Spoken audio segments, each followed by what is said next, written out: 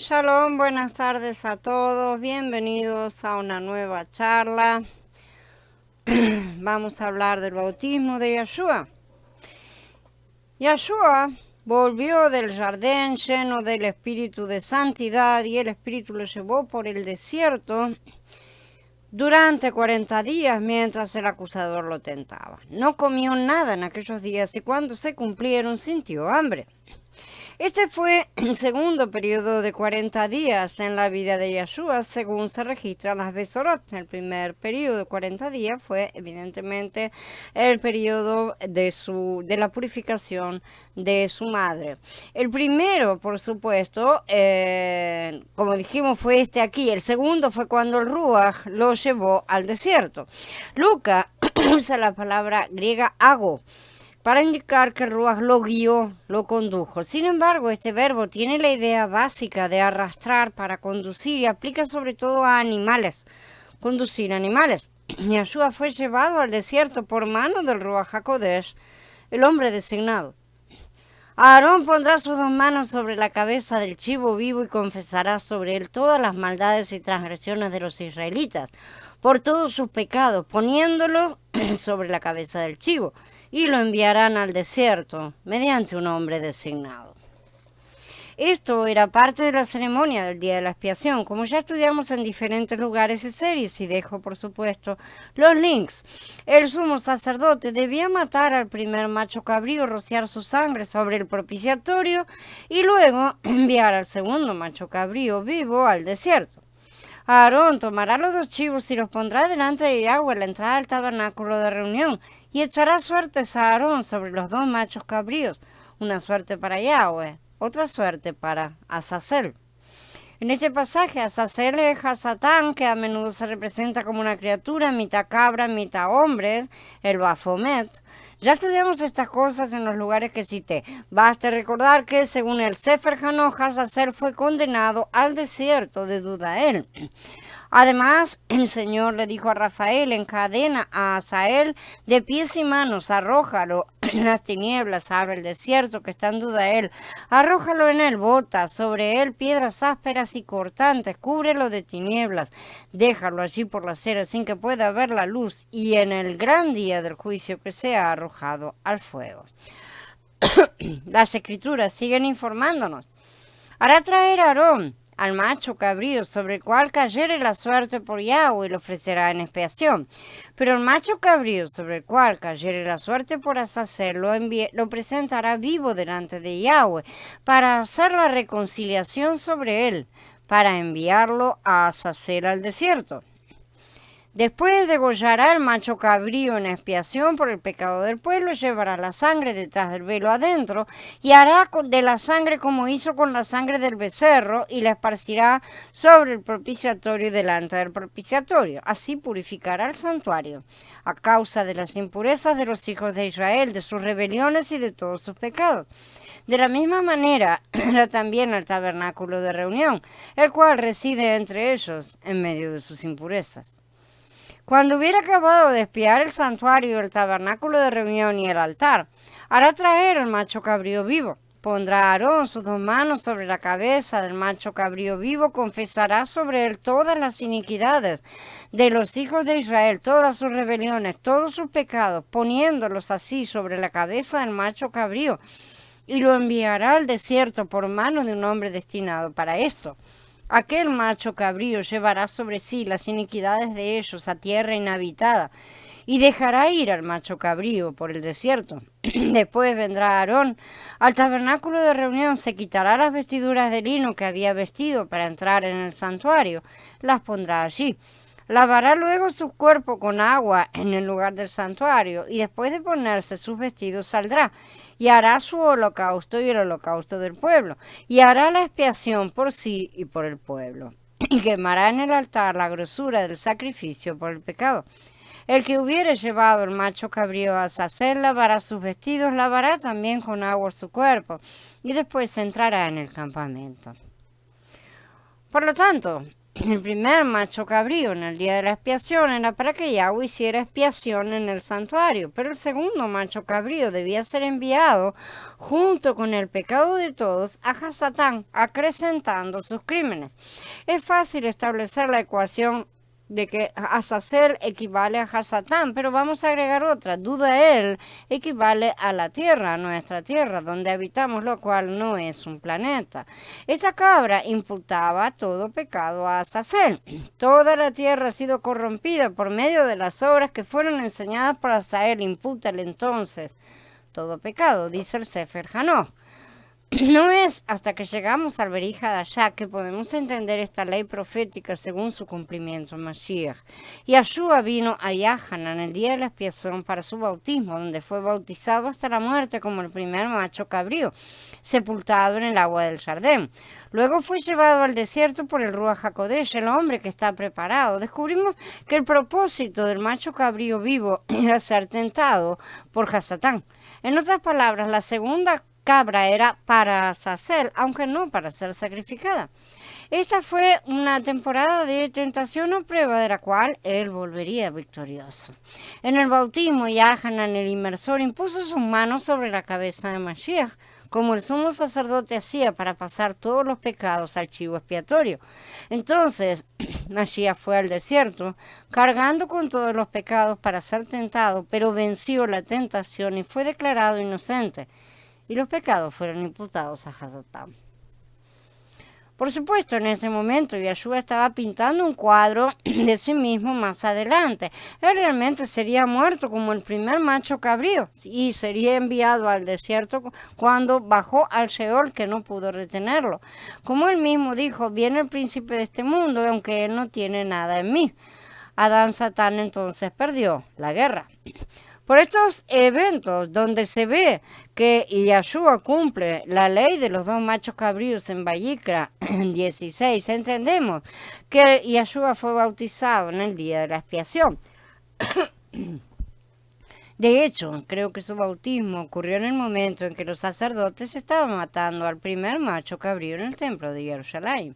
Luego, mientras se preparaban para enviar al segundo macho cabrío al desierto, Yahshua mismo fue llevado allí por el Ruach para ser tentado por Hasatán. Yahshua también fue profetizado en Vayikra 14 a través de la revelación de los dos pájaros usados para limpiar a los leprosos, cosa como también estudiamos en todos los posts que ya citamos, ¿no es cierto? En el caso de los machos cabríos, limpió el pecado, ¿sí? En el caso de las aves, estableció el camino de purificación para el hombre. La primera ave fue muerta, como leemos en Vayikra 14:5, sobre aguas vivas. Aquí también está simbolizado el bautismo del Jardín como cuadro y después el bautismo de Yahshua. Pueden beber la copa que yo bebo, ser bautizados con la inmersión con que me voy a sumergir. Dice en Mordejai en el capítulo 10. Esto está simbolizado en su muerte real en el madero, ¿no es cierto? En su bautismo la muerte le fue imputada mientras que en el madero murió. Yahshua fue bautizado corporalmente, es decir, en una vasija de barro, la tierra, sobre aguas vivas, es decir, el río Jardín. La segunda paloma enseguida apareció sobre su cabeza para mostrarlo como siendo liberado en el campo abierto, como leemos. En cuanto a la ave viva, la tomará, mojará a las hierbas y al ave viva en la sangre del ave que fue sacrificada sobre el agua corriente. Luego rociará 7 veces al que debe ser sanado de la lepra y lo declarará limpio y dejará que el ave viva vuele sobre el campo abierto. Esta segunda ave, a diferencia del macho cabrío para Azazel, no es enviada al desierto, sino que es liberada al vuelo, porque simboliza la resurrección. El leproso curado en esos casos tenía que ser rociado 7 veces con agua, es decir, iba a ser bautizado en la forma en que se ve en el caso de Naamán, el capitán que fue sanado de lepra, Melahim Bet. Elisha le dijo a Naamán que cumpliera con la ley del bautismo. Cuando lo hizo, él fue sanado de su lepra. Así también Yeshua cumplió con la ley del bautismo para cumplir con toda justicia, como él dijo. Y eso había sido profetizado precisamente en la ley. Era importante que Yeshua cumpliera cada ley al pie de la letra. La paloma luego apareció sobre su cabeza para significar primero la presencia del Ruach HaKodesh y en segundo lugar para presentar su segunda obra como la segunda ave soltada en el campo abierto. El campo abierto para el ave viva es paralelo al desierto para la cabra viva. Ambas aves predicen la obra de la muerte en su primer venida y la obra viva en su segunda venida cuando él venga con su manto empapado en sangre, como dice en Gigalut 19. En la ceremonia de purificación de las dos aves, Yahanan, el sumo sacerdote de Elohim, declaró a Yeshua limpio de lepra, es decir, de muerte, de mortalidad. Al mismo tiempo, la ceremonia de las dos cabras muestra el momento del bautismo de Yeshua en el día de la expiación. Más tarde, en un mayor cumplimiento del primer macho cabrío, entró al lugar santísimo en el cielo como su sumo sacerdote y roció su propia sangre, así como nos indica el libro de Ibrim. Y después, hijos míos, abran sus oídos y escuchen, abran sus mentes y entiendan. Después de haber sido el primer macho cabrío en el madero, cumplió el segundo macho cabrío en su cuerpo, que fue enviado al desierto, o sea, al mundo, para ser tentado 40 jubileos, 2000 años, por Hasatán, de acuerdo con el mismo patrón que Yeshua hizo personalmente por un periodo de 40 días. En el sentido de que hay dos profecías vinculadas, cada una con dos partes, en realidad hay 4 aspectos de sus apariciones en la tierra que debemos entender. El primer macho cabrío se mata para hacer expiación por el pecado, es decir, cubre el pecado, porque ese es el significado de Yom Kippur, el día de la expiación, ¿sí? El cubrimiento, literalmente eso quiere decir. A través de la muerte de Mashiach en el madero, somos imputados justos, porque se nos da una posición legal perfecta como si fuéramos el mismo Mashiach. El segundo macho cabrío vivo quita el pecado del templo, es decir, requiere una segunda venida de Mashiach para quitar el pecado del templo, que es nuestro cuerpo.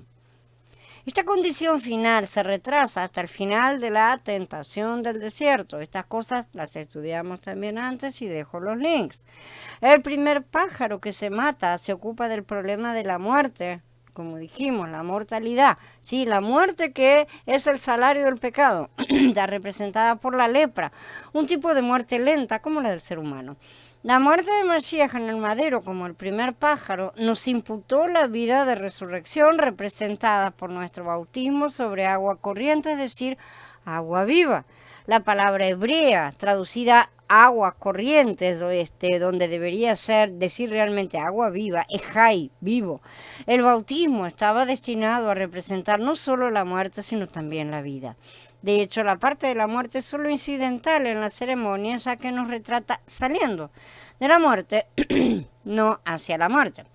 El bautismo nos presenta como los destinatarios de la vida imputada, mediante la cual debemos vivir en vida de resurrección, como dice Romanillén, durante nuestra estadía en el desierto. Este es el empoderamiento mediante el cual podemos vencer las tentaciones de Satán y del mundo en general hasta la resurrección real, cuando realmente alcanzaremos la plenitud de la glorificación. Mientras tanto, andamos en el desierto, en el camino de la santificación. El segundo pájaro se suelta en el campo después de haber sido sumergido en la sangre del primer pájaro. Yeshua dijo en Matías capítulo 3, el campo es el mundo.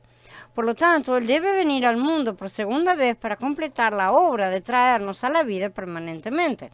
Gigalut 19 lo representa viniendo con su túnica empapada en sangre para identificarlo como esta segunda ave que se libera en el mundo. Sin embargo, esta venida es también a través de su cuerpo. Su cuerpo es el que es el que viste sus ropas blancas manchadas en su sangre, una sangre que no ensucia, una sangre que lava. Estos son los que vienen de la gran tribulación, han lavado sus ropas y las han emblanquecido en la sangre del Cordero. Esta sangre lava y emblanquece a los que en ella se sumergen. Por lo tanto, las implicaciones del bautismo de Yeshua y su posterior tentación en el desierto son enormes. Lo que Yeshua experimentó durante 40 días es lo que su cuerpo también ha experimentado durante los últimos 40 ciclos de jubileos. Por eso sabemos que estamos cerca, aunque el día y la hora solo el Padre los conoce. La interpretación de estas leyes se basa en la revelación del bautismo de Yeshua y su tentación de 40 días en el desierto, después de lo cual comienza su ministerio en la tierra. Aunque Yeshua fue bautizado en el día de la expiación, su ministerio se retrasó 40 días hasta que cumplió el requisito de la ley de ir al desierto por Azazel. Lo mismo ocurre con el cuerpo de Mashiach. El Shavuot de Maaseh 2 fue una comisión parcial para la congregación, dándole a la congregación un nivel pentecostal del poder del Ruach. Pero el verdadero ministerio se encuentra al final de los 40 jubileos de prueba en el desierto, cuando se nos dará un nivel de poder de Sukkot. Es decir, vamos a recibir la porción de Eliseo. Al final de este tiempo de prueba bajo el reinado de Saúl, aquellos que han pasado la prueba, como lo hizo Yeshua, tienen el privilegio de gobernar el reino como parte de la casa de David. ¿Quién es el principal vencedor? Aquellos que vencen experimentarán la bendición de la fiesta de Sukkot, la mayor unción de perfeccionamiento al final de todo. El descenso de la paloma. Después de que Yahanan bautizó a Yeshua en el jardín, el Ruach de Elohim descendió sobre él en forma de paloma. Yahanan testificó diciendo: he visto al Ruach que descendía del cielo como paloma y permaneció sobre él. Yo no lo reconocí, pero el que me envió a bautizar en agua me dijo: aquel sobre quien veas que el Ruach desciende y permanece sobre él, este es el que bautiza en el Ruach HaKodesh. Y he visto y he dado testimonio de que este es el Hijo de Elohim. Elohim le había dicho a Yahanan de antemano que él reconocería al Mashiach por la señal de una paloma que descendía sobre él y no volaba como suelen hacer las palomas. Matías nos da detalles adicionales. Después de sumergirse, Yeshua subió enseguida del agua. Entonces los cielos se le abrieron y vio el espíritu de Yahweh que bajaba como una paloma y venía sobre él. Y se oyó una voz del cielo que decía: este es mi hijo amado, en quien me complazco. El mismo relato aparece en Mordejai, terminando con el Pasuk 12, que continúa y dice: y enseguida el Ruach lo impulsó al salir al desierto. La primera pregunta que podemos hacernos es esta: ¿qué paloma lo impulsó a salir al desierto? Esto debería recordarnos las dos palomas de la limpieza del Metzorá, ¿sí? Donde la primera era muerta, la segunda era liberada, lo que acabamos de hablar. Sin embargo, el punto a tener en cuenta aquí es que esta paloma permaneció sobre él. La paloma que descendió sobre Yeshua no murió, sino que permaneció. Así que no era la primera, evidentemente, que debería representar la muerte, porque la primera es muerte. Debido a que la paloma permaneció sobre Yeshua, está claro que esta era la segunda paloma que iba a ser soltada en campo abierto, precisamente al convertirse Mashiach en el Ruach vivificante. Al comprender el significado profético de las dos palomas y los dos machos cabríos en la ley, vemos como los dos estaban entrelazados cuando Yeshua fue bautizado. Las palomas eran parte de la ley del bautismo, porque el leproso purificado debía ser rociado 7 veces con agua. Esta ceremonia debía cumplirse en la historia de Naamán, ¿no es cierto? Como dijimos, porque esa fue la instrucción que el profeta le dio. La palabra hebrea traducida lavar es rajat, que era la forma en que la gente se purificaba en la ley, generalmente rociando o derramando agua desde arriba, ¿sí? Para indicar su origen celestial. Y así también Elisha solía verter agua en las manos de Elías, ¿sí? Para limpiarle las manos antes de cada comida. Era una limpieza ceremonial, no un baño ni un lavabo lleno de agua para lavarse las manos. Esta limpieza ceremonial se llamó bautismo en Mordejai 7, cuando los fariseos y los escribas criticaron a los discípulos de Yeshua por descuidar lavarse las manos antes de comer. La explicación de Mordejai a su audiencia romana se da en 7.4, donde dice que los judíos no comen a menos que se limpien, la palabra es bautizo, ellos mismos. Y hay muchas otras cosas como el lavamiento, y son baptismos, es la palabra, de copas y cántaros y ollas de cobre. El profeta Elisha le dijo a Naamán que se lavara así rajatz en el jardín 7 veces según el mandato de la ley. Al principio se opuso, pero finalmente fue y se sumergió. La palabra es tabal. El punto es que el bautismo como rito ceremonial no comenzó con Yahanan el Bautista, sino que fue ordenado en la ley, incluida la ley que ordenaba que los leprosos purificados fueran rociados 7 veces con agua. El bautismo se trata de pasar de la muerte a la vida, por lo tanto la primera paloma en sí debía morir sobre aguas vivas, como dice la palabra hebrea literalmente en Vayikra. El verdadero enfoque del bautismo no es tanto la muerte como la vida de resurrección. La muerte en sí misma es un estado de contaminación que requiere una semana de purificación hasta que se limpia por completo en el 8º día. Habla proféticamente del 8º día, ¿sí? Cuando todos los muertos resucitarán la resurrección general. A nivel personal, por supuesto, el bautismo es un momento en el que el ministro anuncia al público que ha examinado a la persona y ha descubierto que su fe es genuina. Así el ministro da testimonio de que Elohim ya ha hecho, de lo que Elohim ya ha hecho al sanar la lepra espiritual de la persona, así como lo hizo el sacerdote del Tanaj en el caso de los leprosos que Elohim había sanado. Superposición de profecías. Yahshua vino a Yahanan el inmersor para ser bautizado en el día de la expiación, 10 días después de su 30º cumpleaños. Por lo tanto, su bautismo se programó para que coincidiera con las actividades en el templo, donde se habían traído 2 machos cabríos, como se prescribe en Vayikra 16. Yahshua fue bautizado como el primer macho cabrío profético para significar la matanza del primer macho cabrío para la purificación del santuario para expiar el pecado del pueblo. Luego el segundo macho cabrío fue enviado al desierto, sí, por mano de un hombre preparado. El Ruach HaKodesh fue ese hombre profetizado que condujo a Yahshua en el desierto. Las 2 palomas deben superponerse a las profecías de las 2 cabras, porque una paloma descendió sobre Yahshua en el día de la expiación cuando las cabras estaban siendo preparadas en el templo. La ley de la limpieza de los leprosos abrió el camino a la inmortalidad porque la lepra sirvió como un tipo de mortalidad. La lepra es una muerte lenta, repetimos. Por otro lado, la ley de los machos cabríos en el día de la expiación mostró cómo Mashiach debía lidiar con el pecado. La muerte de Mashiach cumplió tanto la primera paloma como el primer macho cabrío, las cuales debían ser sacrificadas para traer vida y ausencia de pecado. Acá Mashiach eliminó el pecado y eliminó la muerte. La segunda paloma y el segundo macho cabrío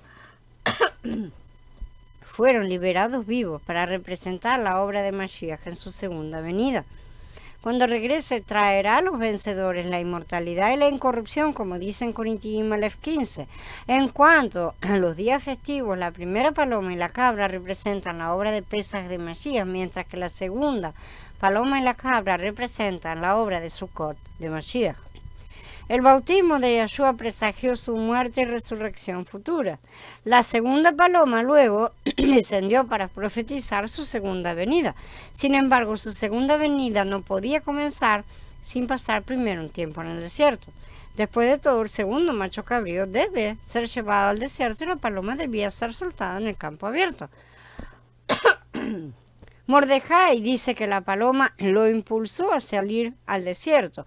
Quizá esto se debió a que la paloma era lanzada al aire por el sacerdote al campo abierto para ser liberada. Pero Matías 4.1 dice que Yahshua fue llevado por el Ruach al desierto. La redacción es diferente porque apunta a la cabra en lugar de a la paloma. La cabra fue guiada mientras que la paloma fue impulsada, lanzada.